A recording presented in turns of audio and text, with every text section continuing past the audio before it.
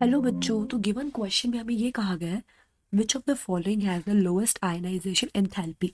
यानी हमें चार ऑप्शंस गिवन है और इन चारों ऑप्शन के अकॉर्डिंग बताना है हमें कि किस ऑप्शन में जो आयनाइजेशन एंथैल्पी है वो सबसे कम होएगी। तो सबसे पहले तो हम बात करते हैं इस क्वेश्चन में की कॉन्सेप्ट के बारे में, और इस क्वेश्चन में हमारा की कॉन्सेप्ट हो जाएगा आयनाइजेशन एनर्जी। अभी आयनाइजेशन एनर्जी क्या होता है? सपोज हमारा कोई भी न्यूट्रल एटम है जिसमें ये डेंस न्यूक्लियस है और आसपास है इसके शेल्स, और इन शेल्स में है इलेक्ट्रॉन। तो इस इलेक्ट्रॉन को रिमूव करवाने के लिए जो एनर्जी रिक्वायर्ड होएगी ना, उसको कहेंगे आयनाइजेशन एनर्जी। इस तरीके से अब अगर अगर कोई ऑर्बिटल में जो इलेक्ट्रॉन्स प्रेजेंट होएंगे और वो स्टेबल है, स्टेबल कंडीशन में कोई एटम प्रेजेंट है या फिर स्टेबल कंडीशन में इलेक्ट्रॉन्स पड़े हुए हैं किसी ऑर्बिटल में, तो उसको उसके केस में इलेक्ट्रॉन को रिमूव करवाने के लिए जो आयनाइजेशन एनर्जी जिसकी शॉर्ट फॉर्म होगी आई, जो रिक्वायर्ड होएगी ना वो ज़्यादा होएगी, हाई होएगी। क्यों? क्योंकि वो इलेक्ट्रॉन्स पहले से स्टेबल कंडीशन में प्रेजेंट है और हम उसको मतलब उसको हम ऐसे इसका इलेक्ट्रॉन निकलवा के उसको अनस्टेबल करना चाह रहे हैं। वो पहले से स्टेबल है, फुलफिल्ड कंडीशन अच्छी से मतलब स्टेबल कंडीशन में प्रेजेंट है अगर इलेक्ट्रॉन्स किसी ऑर्बिटल में, और उसको अनस्टेबल करना चाह रहे हैं तो उसके केस में आयनाइजेशन एनर्जी हाई होगी। लेकिन अगर कोई ऑर्बिटल में इलेक्ट्रॉन्स प्रेजेंट है और वो अनस्टेबल कंडीशन में प्रेजेंट है, ठीक है, और एक इलेक्ट्रॉन के रिमूवल से वो स्टेबल हो जाता है, मतलब आफ्टर रिमूवल ऑफ इलेक्ट्रॉन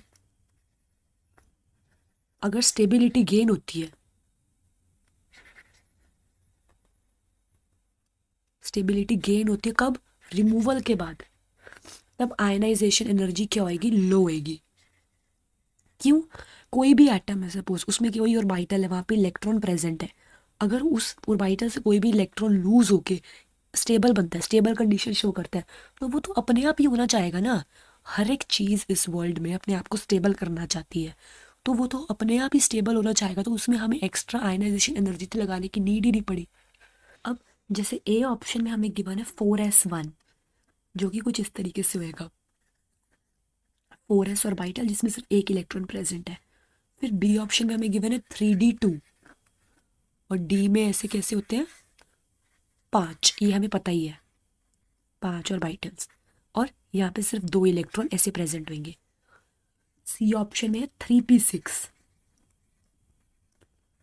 जिसमें ऐसे 3 होंगे और कुछ इस तरीके से।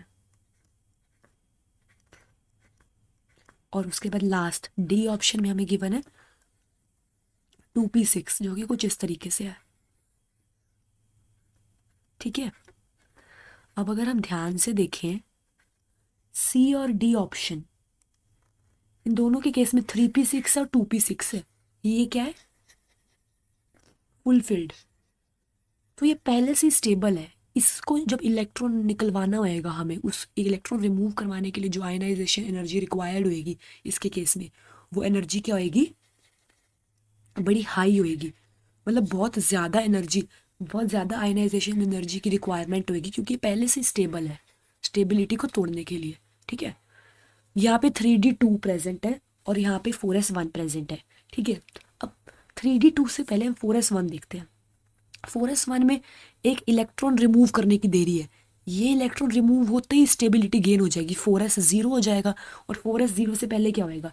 3d को फिल कराएगा ना हमने, सॉरी 3p को, 3d को नहीं 3p को, सॉरी।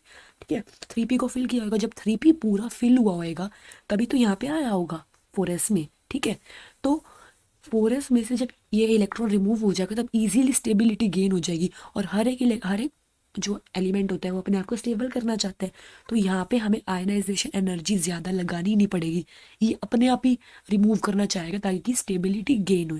इसीलिए इस केस में आयनाइजेशन एनर्जी क्या होएगी? लो होएगी। और हमें बी ऑप्शन में 3d2 गिवन है, इसमें नॉर्मल, इसमें कंपैरिजन का कोई ऑप्शन ही नहीं है, कंपैरिजन होएगा ही नहीं, कंपैरिजन हमें लो और हाई का करना है। हाई होएगी जिसमें ये दोनों 3p6 2p6 का केस, क्योंकि फुलफिल्ड है, ज़्यादा लगानी पड़ेगी स्टेबिलिटी को तोड़ने के लिए। यहाँ पे एक इलेक्ट्रॉन होते ही रिलीज करते स्टेबल होना चाहेगा, तो आयनाइजेशन एनर्जी लो होएगी ए ऑप्शन में। तो एक बार हम अपना फाइनल आंसर मार्क कर देते हैं, जो कि हो जाएगा ऑप्शन ए। एक बार लिख देते हैं हम इधर, final answer option A 4s1। So now I hope you all understood this question. All the best.